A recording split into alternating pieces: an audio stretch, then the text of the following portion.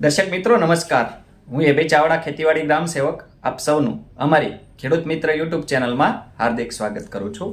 દર્શક મિત્રો, કૃષિ સહાય પેકેજ ઓક્ટોબર 2025 અંતર્ગત તમામ જિલ્લાઓમાં ફોર્મ ભરાઈ ગયા છે અને 90 થી 95% ખેડૂતોના ખાતામાં સહાયની રકમ જમા થઈ ગઈ છે અને જમા કરવાનું ચાલુ છે।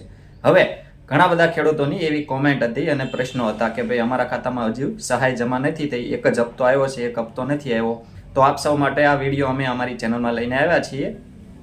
તો દર્શક મિત્રો, આપ સૌને જણાવી દઈએ કે આ સહાય પેકેજ અંતર્ગત PFMS દ્વારા એટલે કે આધાર બેઝ પેમેન્ટ તમામ ખેડૂતોના ખાતામાં કરવામાં આવેલ છે। એટલે કે જે ખેડૂતોનું જે ખાતામાં આધાર સીડિંગ થયેલ હશે એ જ ખાતામાં એમની સહાયની રકમ જમા કરવામાં આવેલ છે। અગાઉના વિડીયોમાં આપણે વાત કરી એ મુજબ તમે જે બેંકનું ખાતું ભલે અરજીમાં જે કંઈ આપ્યું હોય, પરંતુ તમારું આધાર સીડિંગ જે બેંકમાં હશે એ જ બેંકમાં તમારી સહાયની રકમ જમા કરવામાં આવેલ છે અને જમા કરવામાં આવશે।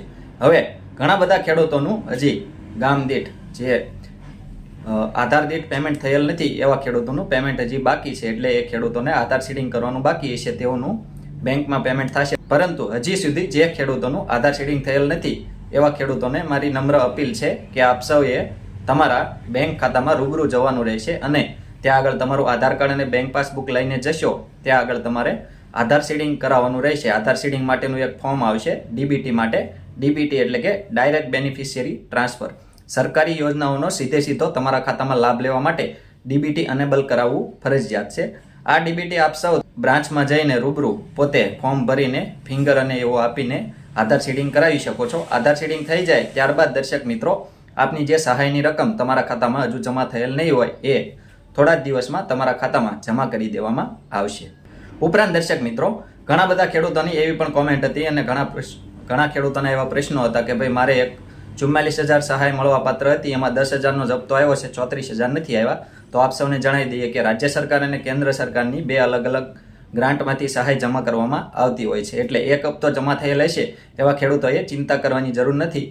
થોડા દિવસમાં એમનો બીજો હપ્તો પણ એમની બેંક એકાઉન્ટમાં જમા કરી દેવામાં આવશે। આથી તમામ ખેડૂતોએ જો આધાર સીડિંગ કરાવેલ ન હોય તો અત્યારે જ બેંકમાં જઈને રૂબરૂ આધાર સીડિંગ કરાવી લેવું, જેથી આ સહાયની રકમ આપના ખાતામાં જમા થઈ જશે। દર્શક મિત્રો, આવા જ ખૂબ જ ઉપયોગી વિડીયો પોતાના મોબાઈલમાં મેળવવા માટે આપ સૌ આપણી આ ખેડૂત મિત્ર ચેનલ સાથે બન્યા રહેશો। આપણી આ ચેનલ સાથે બન્યા રહેવા માટે આપણી ખેડૂત મિત્ર ચેનલ સબસ્ક્રાઇબ કરવા વિનંતી। સબસ્ક્રાઇબ કર્યા બાદ દર્શક મિત્રો, બાજુના બેલ આઇકન ઉપર ક્લિક કરી દેવું, જેથી અમારી ચેનલના નવા વિડીયોની નોટિફિકેશન આપ સૌના મોબાઈલમાં મળતી રહે। સાથે સાથે દર્શક મિત્રો, વિડીયો ગમે તો લાઈક કરજો અને અન્ય ખેડૂત ભાઈઓને વધુમાં વધુ આ વિડીયો શેર કરવાનું એટલે કે મોકલવાનું ભૂલશો નહીં, જેથી દરેક ખેડૂત ભાઈઓના ખાતામાં સહાયની રકમ આ રીતે જમા થઈ શકે છે અને તેઓ સહાયનો લાભ લઈ શકે છે। ઉપરાંત આ વિડીયો બાબતે કોઈ પણ પ્રશ્ન કે મૂંઝવણ હોય તો કોમેન્ટમાં આપ સૌ અમને જણાવી શકો છો। અમે આપ સૌના પ્રશ્નોના સંતોષકારક જવાબ આપીશું। આભાર।